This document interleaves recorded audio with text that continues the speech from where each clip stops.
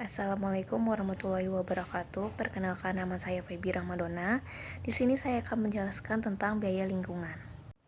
Agenda hari ini yaitu pertama ekofisiensi, kedua definisi biaya lingkungan, ketiga laporan biaya lingkungan, keempat pengurangan biaya lingkungan, kelima membebankan biaya lingkungan, dan keenam penilaian biaya siklus hidup. Yang pertama ada ekofisiensi. Menurut Hansen dan Mawan, ekofisiensi pada intinya mempertahankan bahwa organisasi dapat memproduksi barang dan jasa yang lebih bermanfaat sambil secara simultan mengurangi dampak lingkungan yang negatif, konsumsi sumber daya, dan biaya.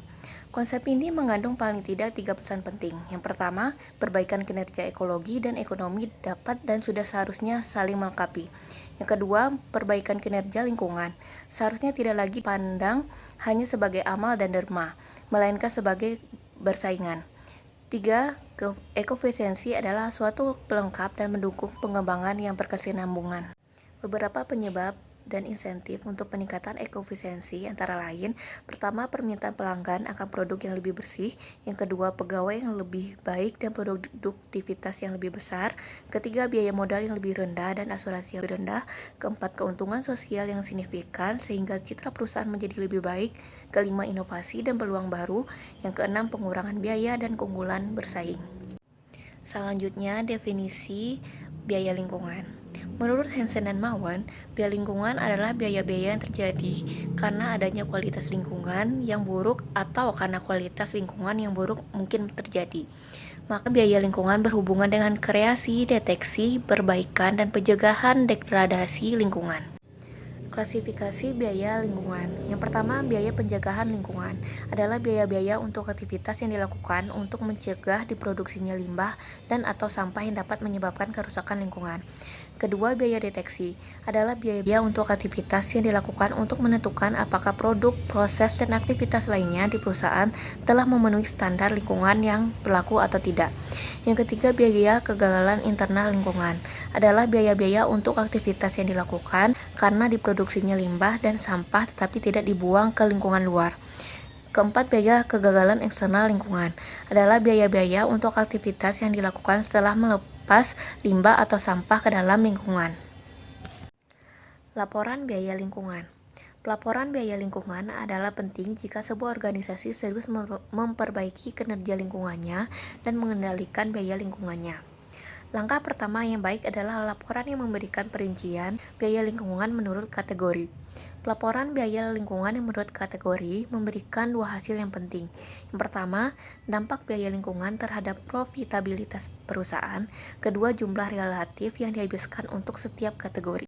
Berikut adalah tabel laporan biaya lingkungan. Diketahui biaya produksi sebesar Rp20.000 diproduksi 1.000 unit. Di sini di tabel terdapat jenis biaya.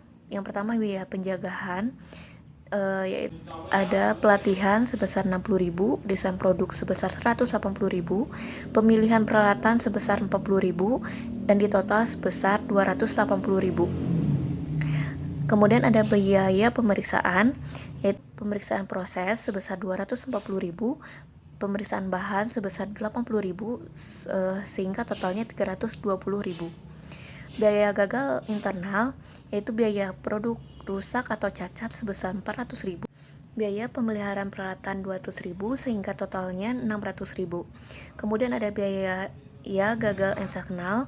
Yang pertama, biaya lingkungan alam sebesar 200.000, biaya lingkungan ekonomi sebesar 200.000, biaya lingkungan sosial 200.000, biaya lingkungan politik 200.000, biaya lingkungan budaya 200.000, biaya kebersihan 200.000, biaya penataan lahan 200.000, biaya klaim kerusakan sebesar 400.000, sehingga totalnya 1.800.000 dan total secara keseluruhan yaitu 3 juta. Kemudian ada persentasenya. Dari total jenis biaya akan dibagi dengan biaya produksi sebesar 20.000 dikali produksi per unit sebesar 1.000 unit, sehingga dihasilkan sebesar 20 juta. Dilihat dari total biaya penjagaan sebesar 280.000, itu dibagi dengan 20 juta sehingga menghasilkan 1,4. Biaya pemeriksaan sebesar 320.000 dibagi 20 juta, hasilnya 1,6. biaya gagal internal sebesar 600.000 dibagi dengan 20 juta sehingga akhir hasilnya 3. Biaya gagal eksternal sebesar 1.800.000 dibagi 20 juta sehingga hasilnya sebesar 9 dengan total secara keseluruhan sebesar 15. Selanjutnya ada tabel pembebanan biaya lingkungan. Di sini ada jenis biaya dan biaya per unit. Biaya produksi per unit sebesar 20 per unit itu didapat dari 20.000 per 1.000 unit. Biaya pencegahan didapat sebesar 0,028 didapat dari 280 dibagi 1.000 unit. Biaya pemeriksaan sebesar 0,032 didapat dari 320 dibagi 1.000 unit. Biaya gagal internal sebesar 0,6 dapat dari 600 dibagi 1.000 unit. Biaya gagal eksternal sebesar 0,18 didapat dari 1.800 dibagi 1.000 unit, sehingga total biaya produksi sebesar 23. Selanjutnya, tabel perhitungan laba rugi berbasis biaya lingkungan. Harga per unit sebesar Rp25, biaya pemasaran dan administrasi 10% dari penjualan. Di tabel terdapat pendapatan atas penjualan sebesar Rp25.000 dan ada biaya lingkungan sebesar Rp25.000. Biaya produksi per unit sebesar Rp20.000, tidak ada biaya lingkungan sebesar Rp20.000. Selanjutnya biaya pencegahan sebesar 280, tidak ada biaya lingkungan dan tidak ada biaya lingkungannya sebesar 0. Biaya pemeriksaan di ada biaya lingkungan 320, tidak ada biaya lingkungan sebesar 0. Biaya gagal internal sebesar 600 dan tidak ada biaya lingkungan sebesar 0. Biaya gagal eksternal sebesar 1.800, ada biaya lingkungan dan tidak ada biaya lingkungan sebesar 0. Laba kotor yaitu pendapatan atas penjualan dikurangi jenis biaya sebesar 2.000, ada biaya lingkungan 5.000, tidak ada biaya lingkungan. Biaya pemasaran dan administrasi 10% kali 25.000 sebesar 2.500, sehingga laba operasi ada biaya lingkungan sebesar minus 500, tidak ada biaya lingkungan sebesar 2.500. Jika perusahaan tidak membayar biaya lingkungan, maka ia memperoleh laba operasi sebesar 2.500, dan jika membayar biaya lingkungan, ia menderita kerugian sebesar Rp500. Oleh sebab itu, perusahaan harus mengelola biaya lingkungan serendah-rendahnya agar tidak menderita kerugian. Selanjutnya ada pengurangan biaya lingkungan.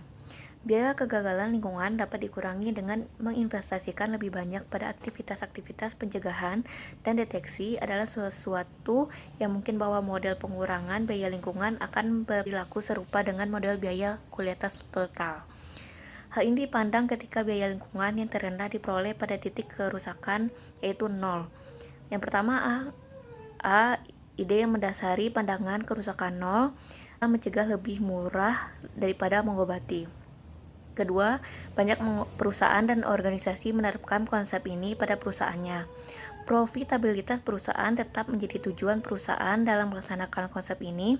Pelaporan lingkungan menurut kategorinya memperhatikan aspek perhitungan dan menunjukkan peluang untuk mengurangi biaya lingkungan dengan cara memperbaiki kinerja lingkungan.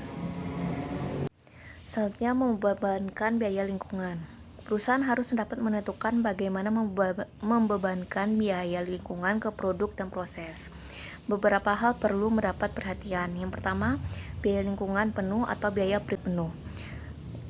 Yang pertama, biaya lingkungan penuh adalah pembebanan sebuah biaya lingkungan, baik yang bersifat privat maupun sosial, ke produk. Biaya penuh memerlukan pengumpulan data dari pihak luar perusahaan.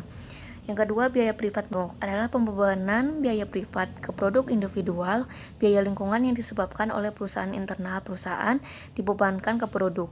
Biaya privat menggunakan data yang dihasilkan dalam perusahaan. Yang kedua, biaya lingkungan berbasis fungsi atau berbasis aktivitas. Yang pertama, perhitungan biaya berbasis fungsi membentuk suatu kelompok biaya lingkungan dan menghitung tingkat atau tarif dengan menggunakan penggerak tingkat unit seperti jam tenaga kerja atau jam mesin. Biaya lingkungan dibebankan setiap produk berdasarkan pemakaian, jam tenaga kerja atau jam mesin. Pendekatan ini cukup memadai untuk produk yang relatif homogen. Namun untuk banyak produk yang bervariasi, pendekatan berbasis fungsi ini dapat mengakibatkan distorsi biaya.